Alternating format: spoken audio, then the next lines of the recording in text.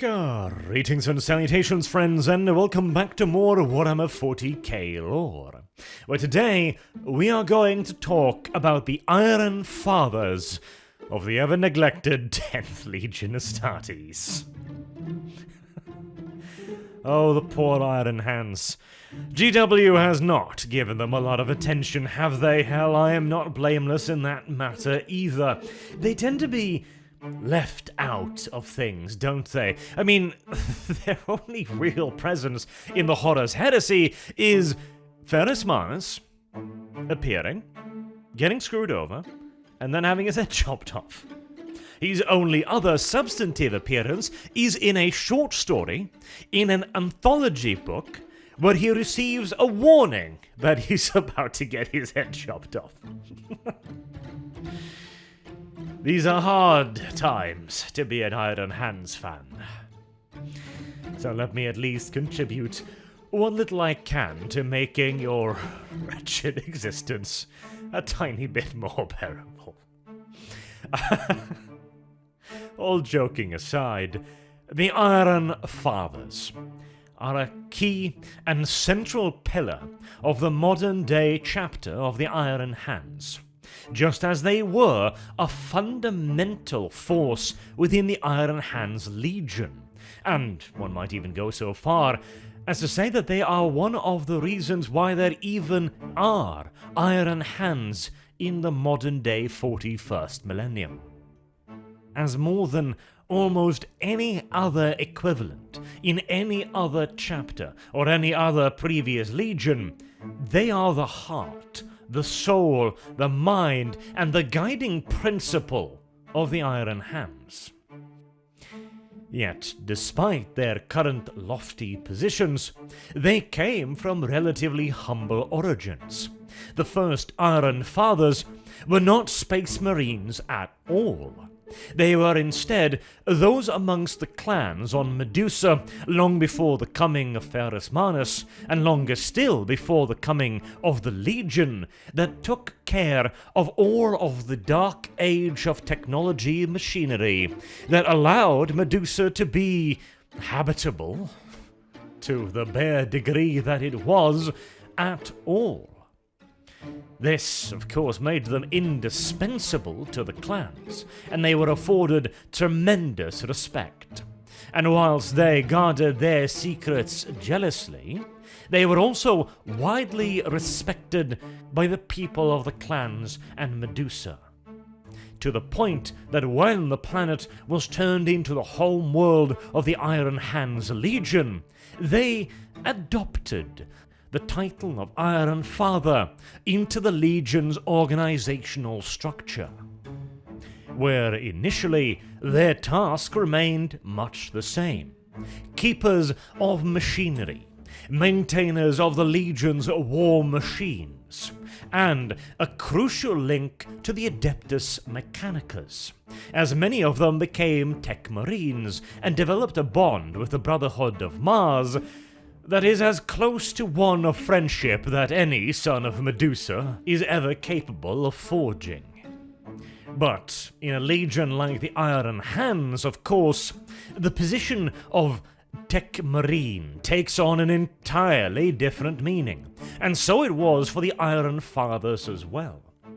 This has also caused a great deal of confusion for outside forces trying to determine what precisely the role of the Iron Fathers are within the modern-day chapter and the ancient Legion, because it is impossible to classify their position as simply a tech priest. They are as much chaplain as they are trainer of neophytes, as they are leaders. For they fulfill all of these roles, and yet more still. They do maintain the chapter or the Legion's armory. They do see to the spiritual well-being of the Battle Brothers. And they do forge fresh neophytes into the solid metal at the heart of every Iron Hands. And they do lead the Legion as well through the Iron Council. The best way, really, to explain their significance and their position is to simply restate their title. They are the Iron Fathers of the Iron Hands. This position has also seen a considerable evolution as well, mind you, as this was not always the case, and their importance and influence has waxed and waned with the changing years of the Legion and eventually the Chapter. Initially, the original Iron Fathers would have been primarily Tech Marines, but again, in a Legion that embraces cybernetics as deeply and fully as the Iron Hands, where the flesh is recognized to be weak and only the machine can ever reach perfection, their role obviously has an entirely different meaning than mechanic. And so even these earliest incarnations of the Iron Fathers would undoubtedly have dealt with some of the not necessarily spiritual parts of the Legion, but the more philosophical and ideological elements of their move away from the flesh and towards the machine. And presumably they were entirely content with this position until circumstance thrust them into a role of leaders as well. The event that would transform the entire Iron Hands Legion forevermore, the death of their Primarch, Ferrus Manus. The Iron Hands had always been a disjointed legion at the best of times. The 10 clans were fiercely independently minded, and rarely had any interest in even cooperating with the others. The only reason they could put on even the outwards pretense of a unified force was because of the unparalleled strength and force of will of the demigod who led them. Ferrus Manus had done so much more than simply bring the clans into space. He had forged them into a common purpose. He had alloyed them together in his molten metal hands. And without him, there was no other leader. None could ever hope to do what he had done, nor did any of the clan wish for anyone else to do it either. They had strained at the reins even under their Primarch. The very thought of a clan subjugating themselves to the wills of another was beyond unthinkable. And yet there was now something that the Iron Hands desired, needed, hungered for, more even than their independence: vengeance. The blood of the craven, traitorous curs that had killed their Primarch, murdered their brothers, and broken every oath of fealty and brotherhood that there was. And the Iron Hands knew that they could not enact this punishment splintered. The scattered fingers could not do what the fist clenched could.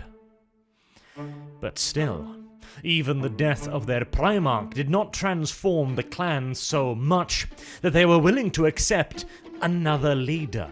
Ferrus Manus had been a unicum, a shining beacon, an absolute exception, and no Iron Hand thought themselves worthy to fill his position. Nor could they agree on, well, again, almost anything. The clans all had widely different views and opinions on how the war should now be waged. And yet what they could agree on is that no single clan could do it by themselves. And so a compromise was formed, and with it the Iron Council.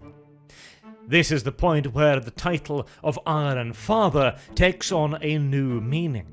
For whilst there seems to have been Iron Fathers before this, the members of the Council are now also granted the title of Iron Father.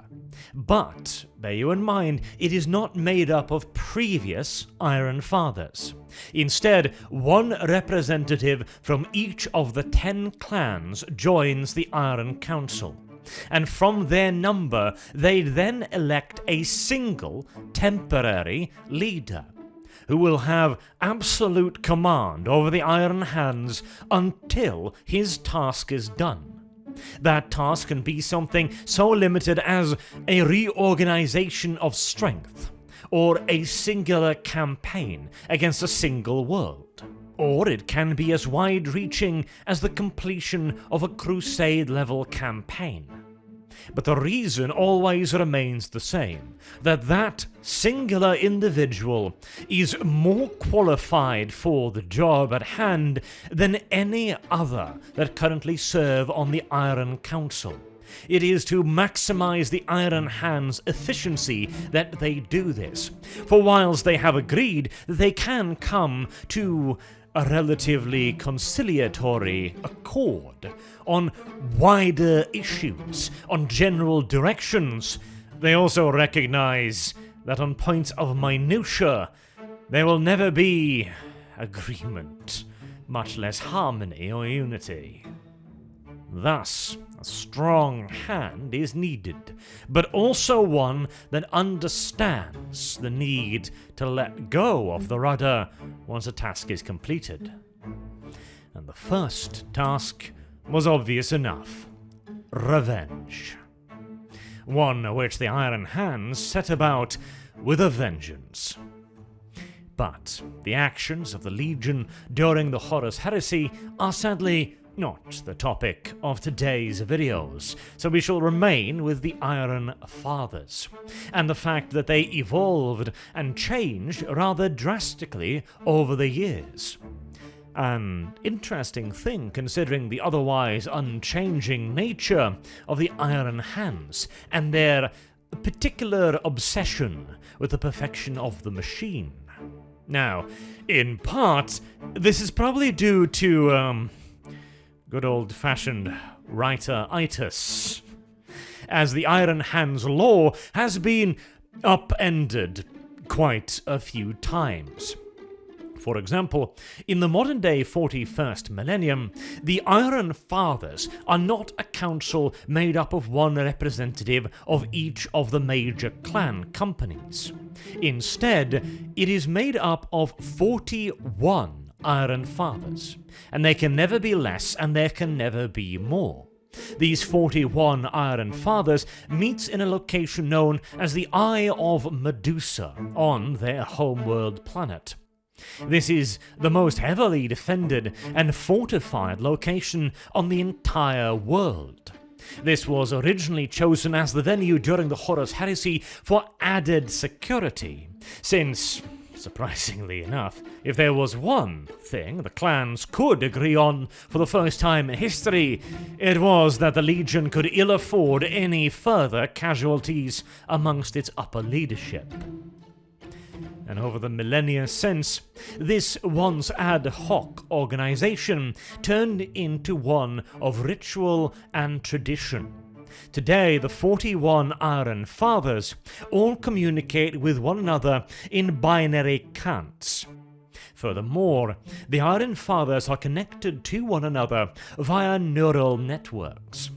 This allows both for a tremendous amount of debate to be carried out in a very short span of time, as the only real limitation is the data processing speed of their augmetics, but it also allows for the various councillors to communicate with one another secretly if they so choose, via the neural network, which opens the gates for politicking, as each Iron Father may communicate with one of his brethren simultaneously whilst listening to and delivering his own arguments to the wider council.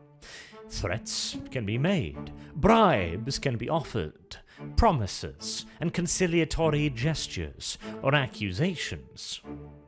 Thus, I would imagine that a council would actually be a rather interesting affair if one were to actually break it down, with alliances forming and breaking in the spans of nanoseconds, as hyper-complex debates could take place over the course of hours, maybe even days, in which actually weeks, months, or years of natural debate is taking place. And it is very important that everyone brings every argument to the table, because every vote is, of course, final. There are, after all, 41 Iron Fathers.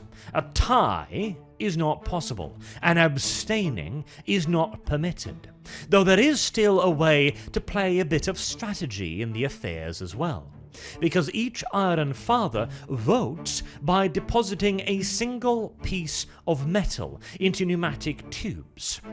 These tubes lead into a central system where all the ingots are gathered and then deposited noisily onto the scales of logic, where a polished silver ingot indicates aye, agreement, and a polished bronzed ingot indicates disagreement, a nay.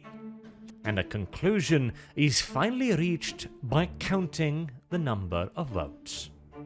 And since they are all anonymous, there is always the possibility for a little lie to sneak in there as well. Though considering the enormous amount of augmetics the average Iron Father is going to be packing, I'd probably make damn sure that silver or that bronze is polished extra carefully, as the slightest scratch or damage in the ingot might give away the identity of its owner. But we're not engaging in debates about the future of mankind and the chapter. The Iron Father's roles remains much the same as previously, as the fathers of the chapter, though, once again, some inconsistencies sneak in here and there. The Iron Fathers are described as the chaplains of the Iron Hands, as well as their tech marines. Tech marines with an even closer bond than those of most other chapters, with access to far more mechanical lore than most. But at the same time, there are also mentions of Iron Hands tech marines, and even of Iron Hands chaplains. So clearly, Iron Father is something slightly aside from this again. Furthermore, an Iron Father does not need to have first been a tech marine, or a chaplain, or even a leader in the chapter. Anyone can become an Iron Father. And even if they do become an Iron Father, that does not mean that they will wield the influence of all the others. As whilst 41 sit on the council, that does not mean that there are 41 within the chapter. And considering their wide range of responsibilities, it would be reasonable to assume that there are actually quite a lot more than that, seeing as they are also the ones training the recruits. That is a significant job in and of itself, to make sure that the chapter's fresh crop is up to standard, to make sure that these new battle brothers are worthy of their first bionic implant, the Iron Hand, which is personally grafted to each and every worthy battle brother by an Iron Father, as a sign of respect and full integration within the chapter. Of course, their numbers are open to a great deal of back and forth discussion, however, as again, the Iron Hands are suffering a bit from the writer-itis, in that what little source material they do have frequently contradicts other pieces of source material, making it very difficult to truly come to an absolute conclusion about the Iron Fathers. But considering their positions, considering their wide range of responsibilities, considering their positions on the council and their undoubted influence within the chapter, considering their specialization as higher-ranked high-tech marines, it seems reasonable that they might embody each and every one of these tasks to differing degrees dependent upon the chapter's needs. There might be those who have spiritual questions of a nature not necessarily suited to the chaplains, due again to the Iron Hand's rather interesting and unique approach to augmetics, the superiority over the machine over the flesh. There might be questions better answered by an Iron Father, then. Similarly, the training of fresh recruits might be better left to specialists in other fields on occasion, and leaving instead the forming of their mettle, their souls, their spirits, to the Iron Fathers. There might even be occasions in which the Iron Father's leadership might be better suited than those of the Iron Captains. In terms of large-scale mechanized warfare, mayhaps, or unique siege scenarios where ancient and powerful machinery must be brought into the field and maintained. On other occasions, perhaps the skills and the guidance of the Iron Fathers are not as needed, leaving them free to pursue their own devices instead. The study of advanced augmetics, the forging of fine weaponry and armor, the study of deeper mechanical mysteries, or the unraveling of the secrets of artifacts, not always necessarily of a human origin. And of course, there is always the day-to-day duties of an Iron Father as well, with an entire chapter's worth of Battle Brothers augmetics to administer to. I am sure they are kept plenty busy, with tweaks, adjustments, upgrades, customizations, and the creation of new augmetic implants, and obviously their installation into wounded Battle Brothers, or simply those who wish to grow closer to perfection. And so, no doubt, even without the demands of the wider chapter, an Iron Father's day will be kept plenty busy. And hopefully you will now have at least a little better of an idea of what an Iron Father is, despite the occasional contradictions. And until next time, I have been Arch. Thank you all very much for listening, and I hope to see you all again soon. Till then, have a good day.